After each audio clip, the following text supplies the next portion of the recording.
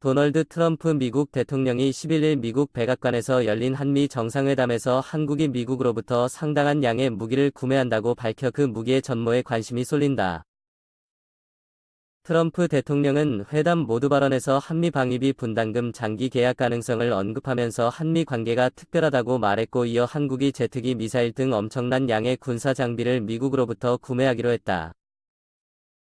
대규모 구매에 감사드린다고 말했다. 군 당국은 이와 같은 발언에 대해 한국군이 지금까지 해왔던 전력 증강 사업에 미국 무기 구매를 언급한 것이라고 해석하고 있다. 이번 정상회담에서 추가로 무기 구매를 결정한 것이 아니라 과거 우리가 미국에서 수입한 상당한 양의 무기를 지칭했다는 것이다. 트럼프 대통령이 굳이 과거의 무기 구매 건을 언급한 것은 이번 회담의 효과를 미국 대내적으로 극대화하기 위한 것으로 풀이된다. 군 관계자는 11일 트럼프 대통령의 발언은 미국 내부용으로 활용될 수 있다며 이번 회담에서 추가로 구매하기로 결정된 것은 없는 것으로 안다고 말했다. 우리 군은 이미 미국으로부터 천문학적 규모의 무기를 구매하고 있다. 한국은 최근 10년간 미국산 무기의 제3위 수입국이다. 한국이 이미 세계 제3위 미국 무기 수입국 국방기술품질원이 지난 2월 발간한 세계 방산시장 영감의 미국 2008에서 2017년 무기 수출 현황편에 따르면 미국은 지난 10년간 한국에 67억 3,100만 달러어치의 무기를 판매했다. 사우디아라비아가 2위, 호주가 2위였다. 일각에서는 앞으로 우리 정부가 미국산 무기를 더 구매하는 방향으로 정책 변경을 시사한 것으로 해석하기도 한다. 군사 전문가들은 한국이 트럼프 정부 임기 내에 10조 원 이상의 무기를 더 구매할 가능성이 있다고 전망하고 있다. 공군 차세대 전투기인 F-35 20대를 추가 구매할 가능성이 거론된다. 한국은 2022년께 첫 비행을 목표로 한국형 전투기를 개발하고 있으나 중국과 일본, 러시아 등 주변국이 향후 스텔스기를 대량 보유할 것으로 전망돼 첨단 스텔스기 추가 확보 필요성이 제기되는 것이다. 미국의 지상감시 정찰기인 조인트 스타즈도 한국이 향후 구매할 만한 무기 품목으로 분류된다. 국방부가 지난 1월 발표한 2019에서 2013년 국방중기 계획을 보면 신규 도입 전력의 합동이동 표적감시통제기가 포함됐다. 이를 미국산 조인트 스타즈로 결정할 가능성이 없지 않다. 미국은 동맹국들에게 조인트 스타즈를 구매해줄 것을 강력히 희망하고 있는 것으로 알려졌다. 우리 군은 늦어도 오는 2013년까지는 구매 계약을 체결할 것으로 보인다. 총 사업비 1조 원가량인 해상작전 헬기 1차 사업의 후보 기종으로 미국 로키드 마틴의 LH-60발이 올라있다.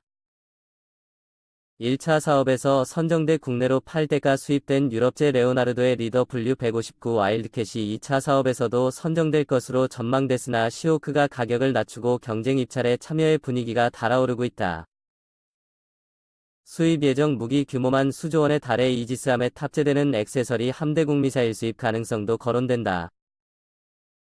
한 발당 250억 원가량인 SN3 미사일은 150에서 500km를 요격할 수 있어 10에서 30km에 적어도 미사일을 요격하는 패트리엇 40에서 150km의 고고도 미사일을 요격하는 사드와 함께 요격 3종망을 갖출 수 있다. 패트리엇과 한국형 패트리엇 사드를 배치 완료하고 한국형 사드를 개발하고 있는 한국 입장에서 액세서리의 가세는 북한 탄도미사일 대비 철통 같은 요격망을 구성할 수 있게 된다. 한국군은 과거에도 미국산 대형 무기를 다수 도입해왔다. 지난 2014년 총사업비 7조 4천억 원을 들여 F-35E 스텔스 전투기 40대를 미국에서 수입하기로 결정했고, 지난달 말 F-35E 첫 2대가 한국 공군기지에 도착했다. 올해 안으로 총 10대가 한국에 도착하고 내년과 내후년까지 추가로 30대가 순차적으로 국내로 배치된다. 군은 고고도 무인정찰기인 글로벌 호크 4대를 8,800억 원에 미국에서 수입하기로 결정. 오는 8월 1호기가 한국에 도착한다. 지난해 사업비 1조 9천억 원에 달하는 차기 해상 초계기로 미국 보잉의 포세이돈 6대를 수혜계약 방식으로 구매 결정하기도 했다. 이런 과거 구매의 미국산 대형 무기 사업만 합해도 총 10조 원에 달한다. 2. 트럼프가 한국에 판매하려는 최첨단 무기의 정체. 도널드 트럼프 미국 대통령은 지난 11월 8일 국회 연설에서 군사협력 증진에 대해 논의하였다고 말하며 최첨단 군사정찰 자산 획득 및 개발을 위한 협의를 즉시 개시한다고 명확히 밝혔습니다. 그리고 문재인 대통령도 해공군 강화를 포함한 강력한 국방개혁을 약속했습니다. 사실 트럼프 대통령은 방한하기 전부터 문재인 대통령과 통화할 때마다 미국의 최신 무기를 사도록 요청했었다는 이야기가 있었습니다.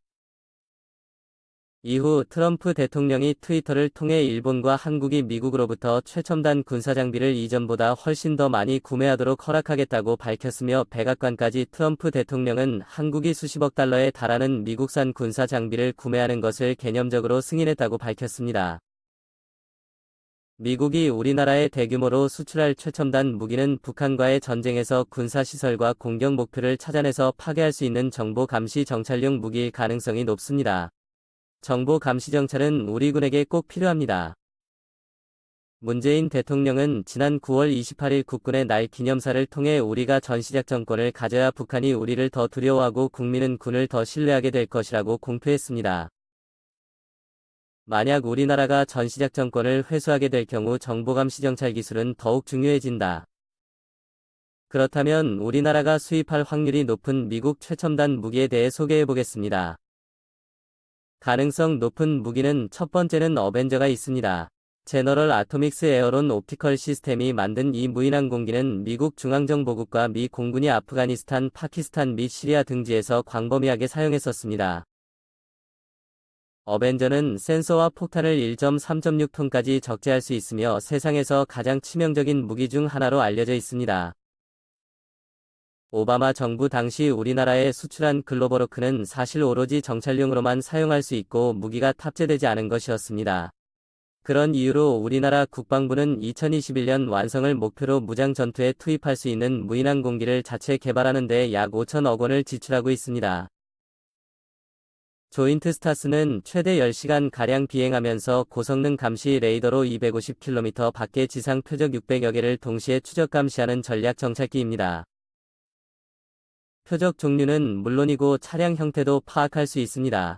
적 표적의 좌표를 아군 전투기와 미사일 포병 부대에 실시간으로 알려져 즉각 타격을 유도하는 기능도 갖고 있습니다. 조인트 스타스는 한 차례 비행으로 한반도 면적의 5배 면적의 적 지상군 동향을 손금 보듯 파악할 수 있는데 이는 비무장지대 인근 상공에서 평양에서 원산선 이남 지역과 그 후방의 미사일 이동식 발사 차량과 방사포 등 북한군 동향을 훤히 들여다볼 수 있다는 뜻입니다. 센티넬과 같은 스텔스 무인 공격기도 우리나라가 눈독을 들이는 무기입니다.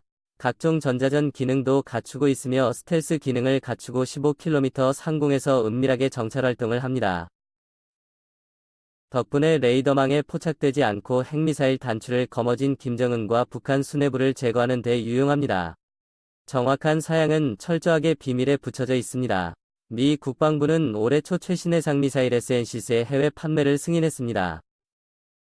SN2의 말 계열 중 가장 긴 사정거리의 파생형은 170km 언저리에 불과했지만 S6는 240에서 460km나 되기 때문에 우리나라가 도입한다면 사거리 300km 이상인 북한의 탄도미사일을 해상에서 요격할 수 있습니다.